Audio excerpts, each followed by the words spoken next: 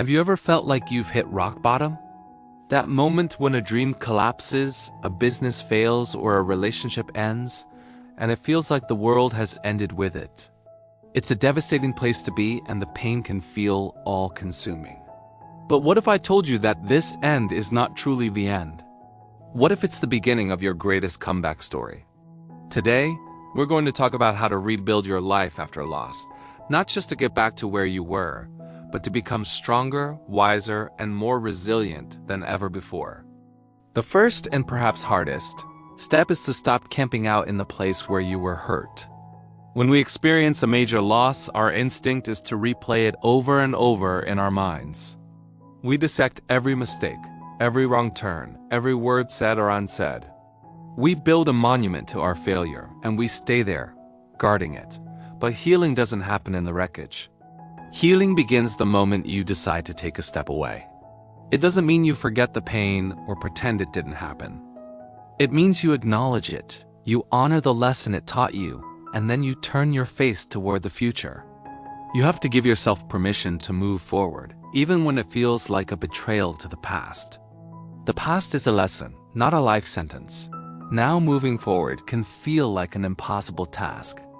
When you're at the bottom of a mountain, looking up, the summit seems impossibly far away. You might think, how can I ever get back to where I was, let alone climb higher? This is where the magic of small steps comes in. Don't focus on rebuilding your entire empire in a day. Focus on laying one single brick. What is the one small thing you can do today? Maybe it's just getting out of bed and making a cup of coffee. Maybe it's sending one email, going for a 10-minute walk, or reading one page of a book. These actions might seem insignificant, but they are not. They are declarations of intent. They are whispers of hope that say, I'm still here. I'm still trying. Each small step creates momentum. One step becomes 2, then 10, then 100. Before you know it, you're not just standing, you're walking, and soon you'll be running. Never, ever underestimate the power of consistent, small, positive actions. They are the building blocks of every great comeback. Rebirth often begins in the most humble of places. When you've lost everything, you're stripped of your ego, your titles, your sense of accomplishment. It's a painful process, but it's also a powerful one. This is where true humility is forged. Humility isn't about thinking less of yourself. It's about thinking of yourself less. It's about being willing to start over.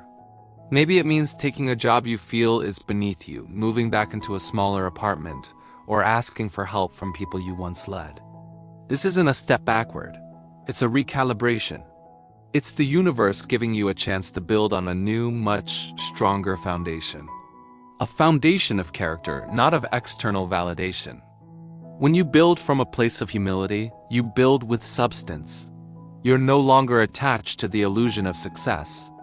You're focused on the reality of your growth.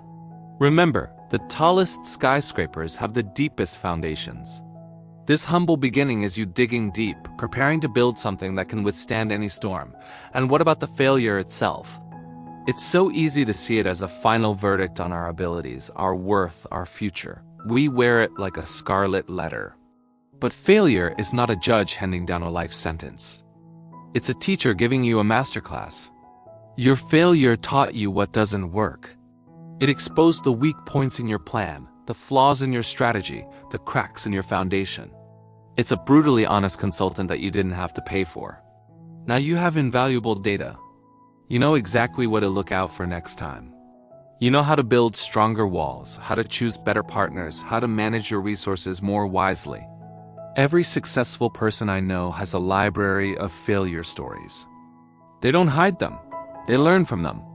They see their past failures as the blueprints for their future successes. So don't run from your failure. Study it. Learn from it. And then use that knowledge to build something even better, something more resilient, something truly unbreakable.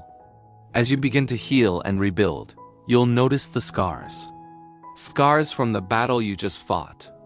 And our society often tells us to hide our scars, to cover up our imperfections.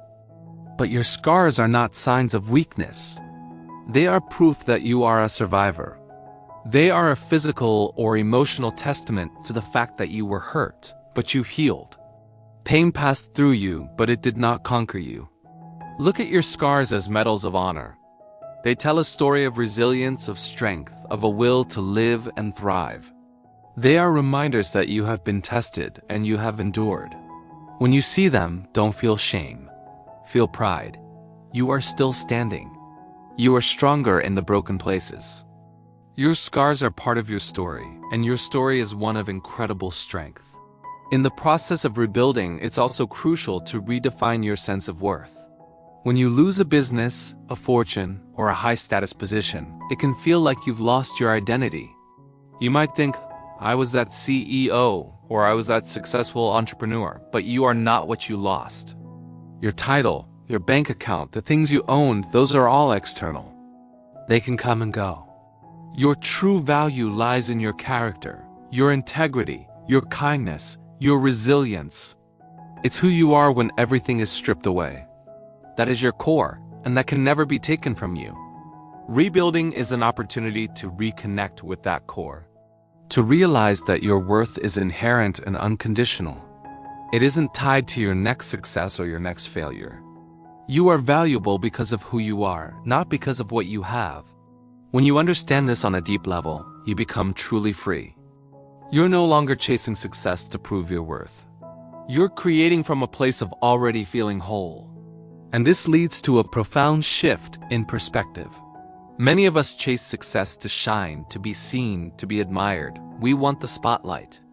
But after a major loss, we often discover a deeper purpose.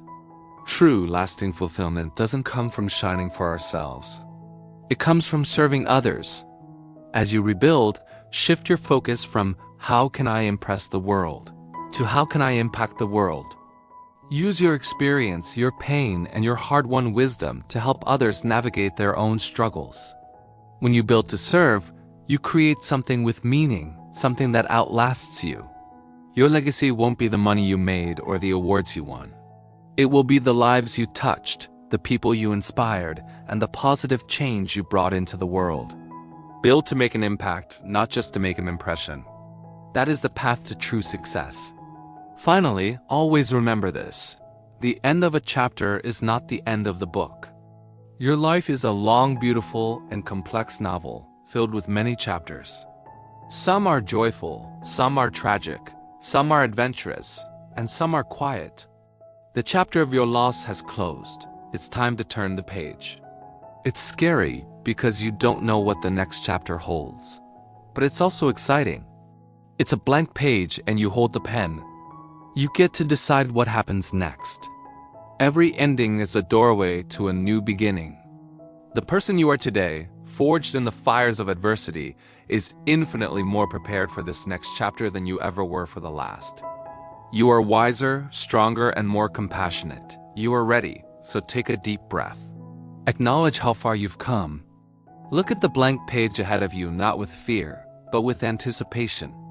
Your comeback story is waiting to be written, and trust me, it's going to be your best chapter yet. Thank you for watching. If this message resonated with you, please consider liking this video and subscribing to the channel for more content on building a resilient and meaningful life. Your story matters, and your journey is just beginning.